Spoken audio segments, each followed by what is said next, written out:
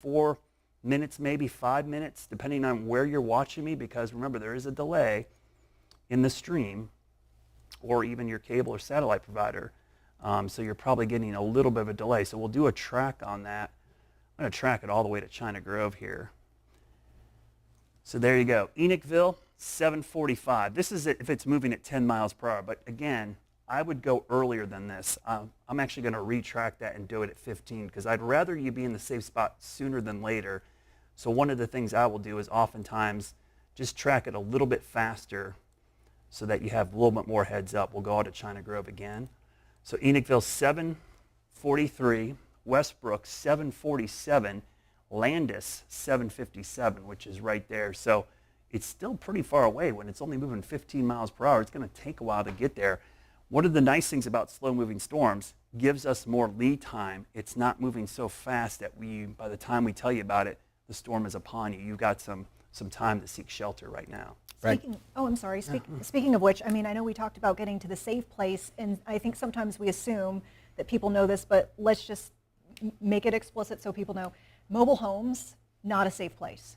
Yeah, absolutely not. And a slow-moving storm, one of the benefits of that, as I mentioned, if you are in a mobile home, maybe over here near China Grove or Landis or Kannapolis, this gives you time to physically get in your vehicle and go to a more sturdy structure. So go to the local convenience store, grocery store, say, hey, there's a tornado warning. I live in a mobile home. I need to seek shelter here. That building's better. Or a friend or family member that's in the vicinity. I don't want you in the car when the storm hits, but if you have time like we do in this case, you can do that because oftentimes those are not safe locations. This is traveling right towards Enochville, which is right there, and then Irish Creek Golf Club right there. So that area right there, Harmony Lane. So that's kind of where it's moving. If it continues on its track, it's going to be there any minute now. So in Enochville, just south of, it looks like that is Cannon Farm Road, that area right in there in Enochville. So on the west side of Enochville, west side of the club at Irish Creek, the Kannapolis Lake area, you know, that lake right there, that's Kannapolis Lake right there, which is on the northwest side of Kannapolis. That is the area where it's heading. So it could be heading right for the golf course there in Kannapolis Lake, just between Enochville and Kannapolis, south of Harmony Lane.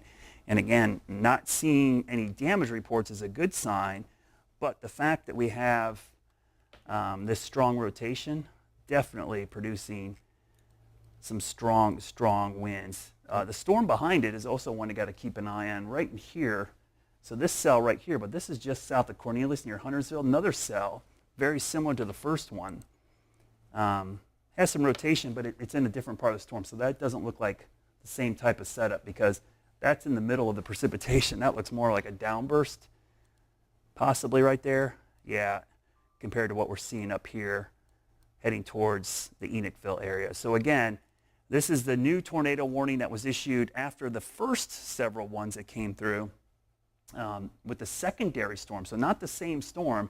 This is still in effect for a very small section of Iredell County. Think about that very tiny section of Iredell County, but really most of Rowan, southwestern Rowan, and northwestern part of Cabarrus County. I want to go back to our Kannapolis camera real quickly to see if we see anything from that camera, because the one thing we noticed from before, this is at the Cannonballer Stadium, so we're looking northwest, and the sky's gotten a little darker, but I'm not seeing a whole lot going on.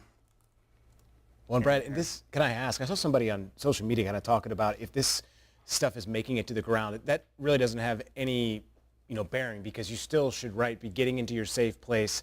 It's still pretty important to heed some of these warnings, right? Yeah, one of the things about tornadoes, the whole point is to give the warning before it happens. If you wait till it's on the ground, that's not much of a warning. So what you'll often see, and yes, there is a false alarm rate with these because you're looking for the ingredients or the precursors of the tornado touching down to issue the warning to give people enough heads up to seek shelter. So you don't want to wait till it's on the ground because if you're underneath it, then it's too late, right?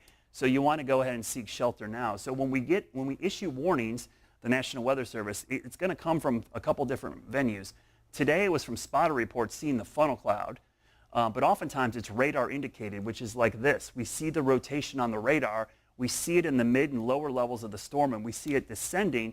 Because we can't see all the way to the ground, we don't know what's happening below that, but we're going to issue the warning anyways before it reaches the ground because we can't wait for every tornado to touch down before you issue a warning, because then nobody late. would have a warning, right? Right, it's too late. Yeah. So So- that's the reason we do that. It's a good question, though. I mean, Yeah, it's, right. you know, but it also leads to a high false alarm rate. Yeah. But it's one of those things, because they're so dangerous and because they cause so much damage. I think it's one of those things. It's an acceptable alarm rate, a false alarm rate for these that you want to have. What you don't want to have is tornadoes touch down with no warning. Those are the ones you don't want to have. So probability of detection is a number you want to have much higher, or POD we call it. So there's the Patterson Farm Road, Wright Road, heading up towards 152. So this is the southwest side of China Grove, Enochville, and Kannapolis, kind of that little triangle there, and Kannapolis Lake in the middle there with Irish Creek Golf Club right there. That is definitely the focus of this boundary today, or this little area of where we've seen rotating storms kind of moving off to the northeast. I keep looking at the storm behind because we've seen this twice today where the storm behind it starts spinning, and it doesn't look as strong, but there is a little hint on I-77 north of 485 of maybe a little bit of spin in those storms as well. Obviously keeping an eye on the outages as well, which I was going to say have gone way. I talked a little bit about what issues may have prompted those, but at least it's going down, so that's good news. Yeah, and you know, we were talking, of course, with Brad about, are we seeing damage out there? I mean, obviously we do have power outages reported, but that's not to say that it's because a tornado touched down. I mean, it could be something like, for example, we saw a car ran into